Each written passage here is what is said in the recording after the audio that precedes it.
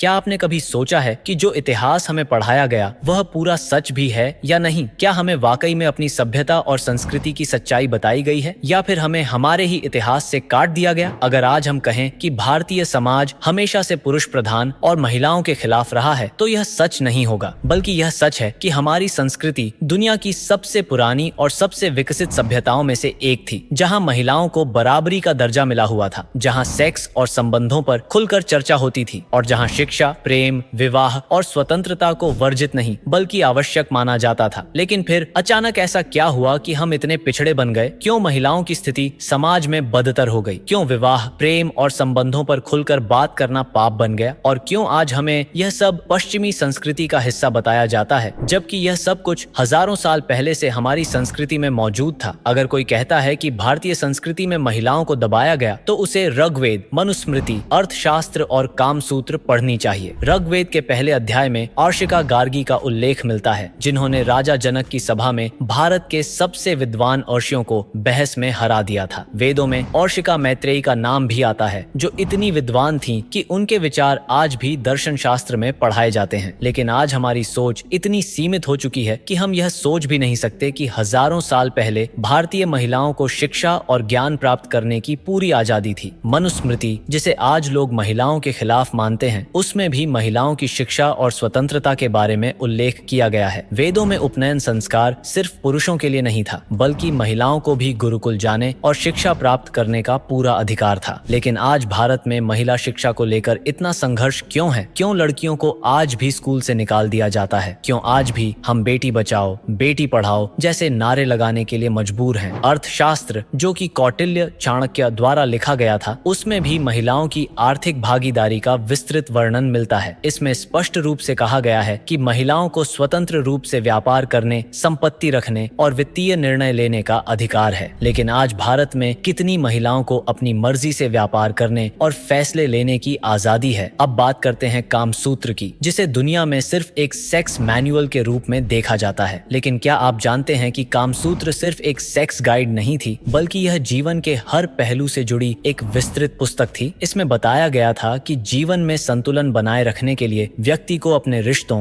विवाह, प्रेम और यहाँ तक कि शारीरिक संबंधों को भी सही तरीके से समझना जरूरी है। इसमें यह भी कहा गया है कि पुरुष और महिला दोनों को शारीरिक सुख की बराबर जरूरत होती है और दोनों को इसमें बराबरी का दर्जा दिया गया है। आज अगर कोई सेक्स पर खुलकर बात करता है तो उसे असभ्य कहा जाता है, लेकिन हजारों साल पहले यह हमारी संस्कृति का सामान्य हिस्सा था। अगर आपको लगता है कि भारतीय समाज हमेशा से लव मैरिज के खिलाफ था, तो आपको गांधर्व विवाह के बारे में पढ़ना चाहिए। हमारे धर्म ग्रंथों में इस विवाह को सबसे ज्यादा सफल विवाहों में से एक बताया गया है। महाभारत और रामायण में ऐसे कई उदाहरण हैं जहां महिलाओं को अपने पति चुनने की स्वतंत्रता दी गई थी। स्वयंवर की परंपरा इसी स्वतंत्रता का एक उदाहरण थी। लेकिन आज अगर कोई लड़की अपनी पसंद के लड़के से शादी करती है तो कई जगहों पर उसे ऑनर किलिंग का शिकार होना पड़ता है। क्या यह भारतीय संस्कृति है? अब सवाल यह उठता है कि अगर भारतीय समाज इतना प्रगतिशील था तो आज हम इतने रूढ़िवादी कैसे हो गए? इसका सबसे बड़ा कारण विदेशी आक्रमण और ब्रिटिश शासन था। जब इस्लामिक इन्वेडर्स भारत आए तो उन्होंने महिलाओं को सेक्स स्लेवरी में झोंक दिया। इसके बाद भारत में घूंघट प्रथा और पर्दा प्रथा शुरू हुई। महिलाओं को घरों में बंद कर दिया गया ताकि वे इन हमलावरों से बच सकें। धीरे धीरे यह समाज का हिस्सा बन गया और महिलाओं की स्वतंत्रता समाप्त हो गई। इसके बाद जब ब्रिटिशर्स आए तो उन्होंने भारत की शिक्षा प्रणाली को पूरी तरह से बदल दिया। 1835 में लॉर्ड मैकॉले ने एक नई शिक्षा नीति लागू की, जिसके अनुसार भारतीयों को ऐसा इतिहास पढ़ाया जाने लगा जिससे वे अपने ही धर्म और संस्कृति से नफरत करने लगे। ब्रिटिशर्स ने यह सुनिश्चित किया कि भारतीयों को यह सिखाया जाए कि उनका इतिहास पिछड़ा हुआ था और उन्हें यह विश्वास दिलाया जाए कि ब्रिटिश सभ्यता